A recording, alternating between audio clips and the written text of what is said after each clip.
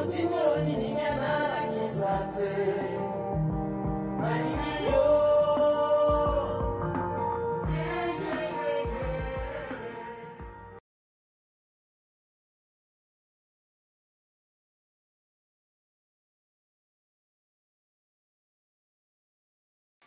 everyone and welcome back to the Vivo Show.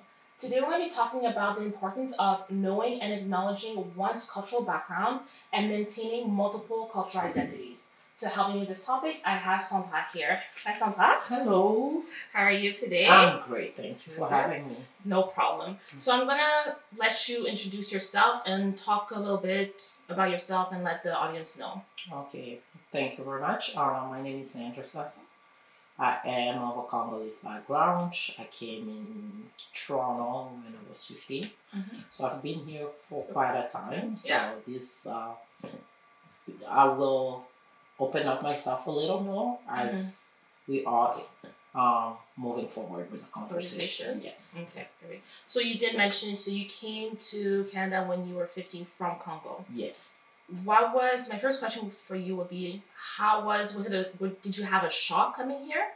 What was different from Congo and coming here, especially at a teenage? Yes. The cultural shock was there, and I think I will never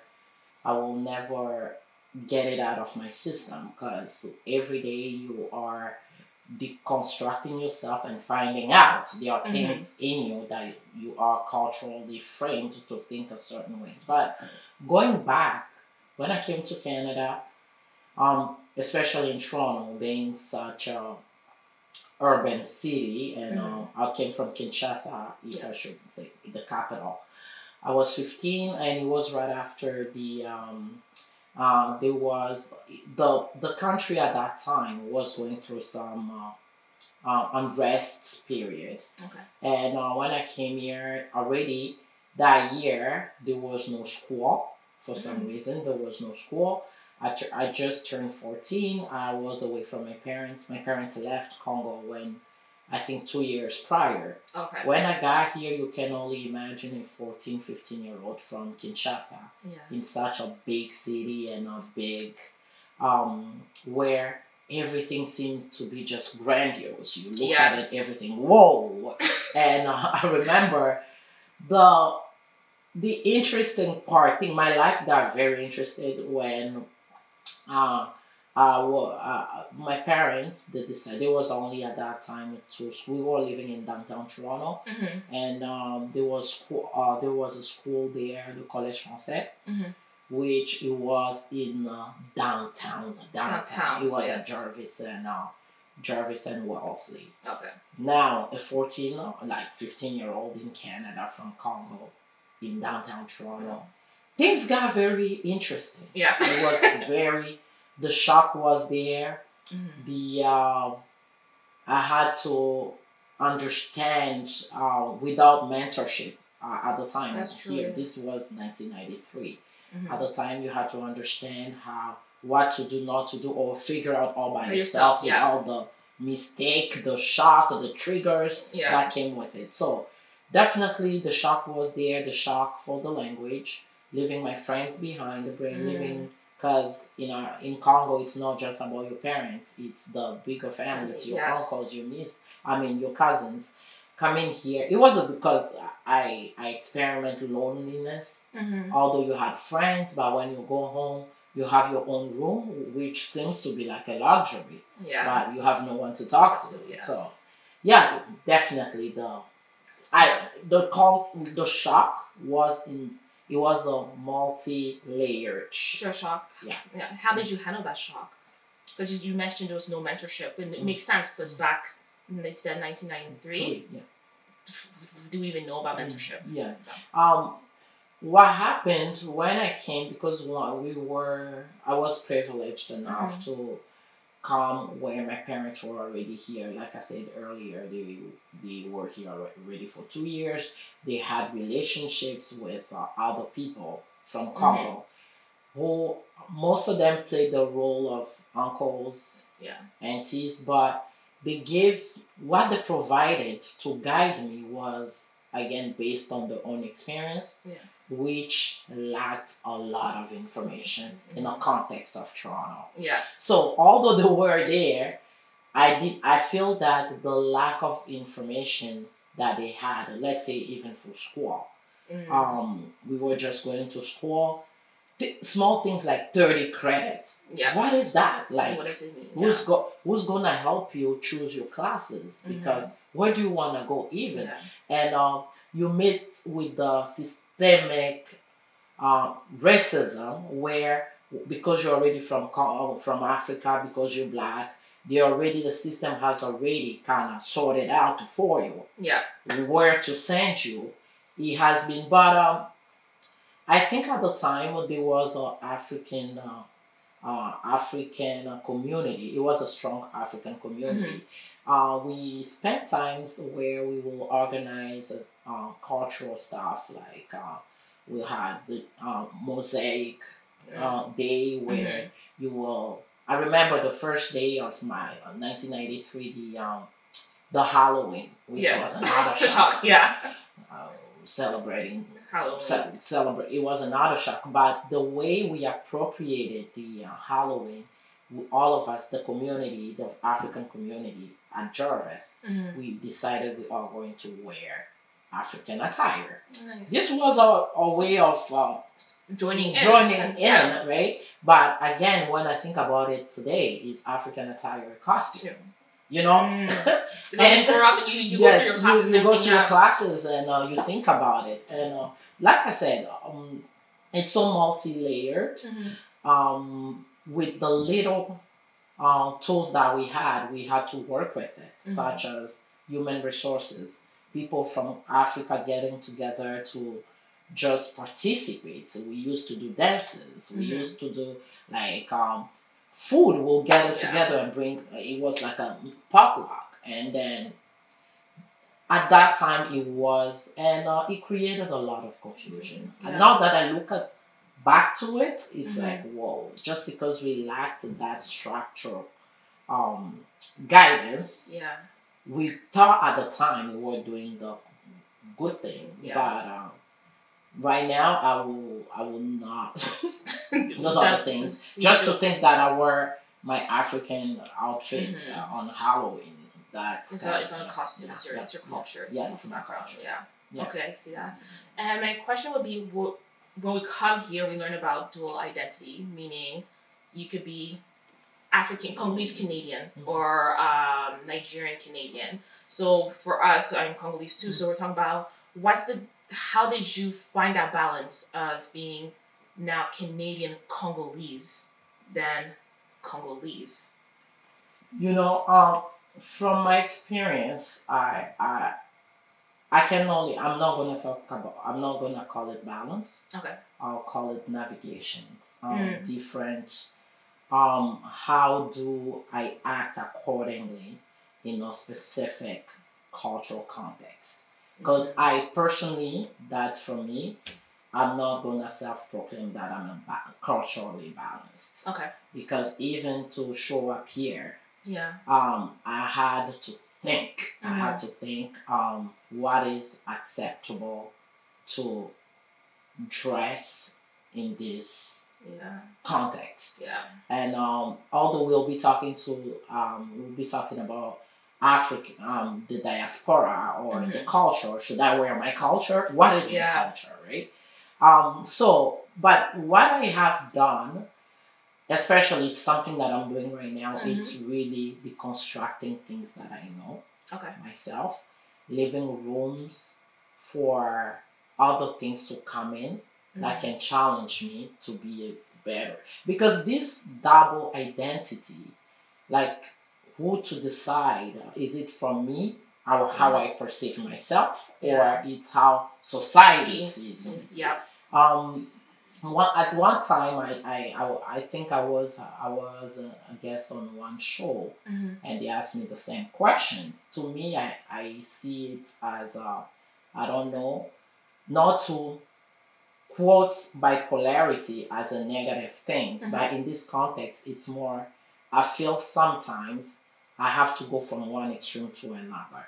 The double identity is beyond Toronto. It's beyond Canada. Even when I go back home, because I'm from the diaspora, the way I am perceived, I know it feels like I don't belong there. Yeah. You know, although here I come, I say, you know what, I'm Congolese. People know me for standing up for everything Congolese. Yeah. But when I go back to Congo, are you Congolese? Am I really Congolese? Yeah. Even I'm not gonna take that as because there is a colonialism as well that plays a major role here. When you go there, you're from Canada, people expect you know better, you have the tools, you have the money, right? So when you are there, you will try to think, what am I going, I'm here now, do I really belong here without coming across as your colonizer? Yes. Because you have the tools, you have everything. People live a certain reality there. Yeah. And based on that reality, do you really belong there? So the theory of double identity, it's an ending. It's an ending. Who decides you have do you perceive yourself having it, right? Because I've been here, I know this, I've been here for more than 25 years. Yeah. But if I feel sometimes Canadian just on paper. Just on paper. Because when I look at how the structure is constructed, everything every day when I wake up, I don't just wake up and say, hey, I'm Canadian, I can go knock on this door. I can't. It's like there's a reminder, constant reminder of you are not Canadian. You are not Canadian. So that's so good, because from your perspective, but also from my perspective, I see as I'm a first generation Canadian. So both my parents are born in Congo. So we were raised with the Canadian mentality, but also my parents installed if you want to call it, the Congolese mentality. So when I'm in a Congolese community, or I have my Congolese friends, to them, like, oh, you're not Congolese, you're not Congolese enough. But then when my Canadian friends, they're like, oh, but where are you from? I'm like, oh, I'm Canadian, born in Quebec. Yes. But they're like, but where were you really from? Oh, I'm like, oh, Congolese, but I'm born here. Yeah. So it's like, that's how I find my dual identity. It's like, I'm still battling with, I'm Canadian, but I'm also Congolese, because we have to find that. I would say, like, I still have to find my balance to, when do I put up I'm more Congolese, when do I put up I'm more Canadian. It goes in that context, knowing like, okay, so do I do this or do I do that? So it's like, that's a battle. So like, I do relate to that, but in a different way. So that's very, very good. Yeah, I think it comes down to social acting. Yes. The context where you're in and when is it appropriate, when it's not appropriate, right? So I always tell my thing, I acknowledge that I'm Congolese. Yes. I know that I am Congolese, but I also am aware of the context that I live in, the history of the place that I'm occupying. And if that, what does it mean to be Canadian? Yes. That's another whole topic. Yeah. Right? That's another whole topic. Is the multicultural face of Canada. Is it an amazing thing or it's oppressive? Yes. So it's, to me, it's not black and white. It's not binary. Like, if you're not, it's who really decides what your identity is. What your identity is, right? So me as an ally of the indigenous people of this land, I'm very careful when to identify as Canadian. Although they don't want to identify me as Canadian, the system, the dominant system do not identify. It may have challenges. We saw it with Harper, the government of Harper. But also, as a person, I make the choice. Because being a Canadian comes with a lot of burden when we go back to the history of this country. And when I go back home, it's the same thing. Now I have certain privilege because I'm from Canada. Am I really gonna self-identify Congolese there? Do I live do I know what they go through? So to me, it's a spectrum. It's a spectrum. There are a lot of gray areas, and it's just a social acting. No, be aware of where you are and yes, without perpetrating harm or oppression. That's definitely true. Right. And then my last question for you would be, what advice would you give to people coming to Canada now that are fighting with trying to find their identity with multiple different backgrounds? Again, I'm not coming from a place of expertise. Mm-hmm. People are free to identify how they want, but it's the first thing I will advise is self-awareness of who you are, because our culture, our traditions are what frame us. Yes, it's our foundation. Mm-hmm. So I think we need to really empower people to know themselves, to know the story behind. It's just not, your body has a whole story, especially the presence of Black people in America. Yes. It's a whole story. A whole story. History, and then once people get to know themselves based on how they want to navigate the system, they will. Once you know yourself, you know what to pick to build you and what not to pick. Yeah. So it's really, I'm going to challenge people that come here. Before you start navigating the system, know yourself. Be aware of yourself. Be aware of the do's and don'ts. Yeah. The pros and cons of certain things. And from there, know how to utilize whatever you have in a social context so that you won't be oppressing nor harming other people. Especially, yes. Thank you so much for coming on this show. This is definitely a topic I feel that we can go on forever to talk about and touch other stuff, but I'm definitely happy that we tackled dual identity, especially for now that we're seeing more people coming into immigration now. So thank you so much for coming on the show. Thank you for having me. No problem. Thank you. Well, I think it was say something. You guys know what time it is? It's time for you to subscribe, to follow, to like, to comment below, and tune in for all our next episodes. I think you fell in love too fast. African nights and a cool rush. And I remember you refused to kiss me, and now you're using my toothbrush. You say you think I talk too much, that I'm not your type and you don't like the hype.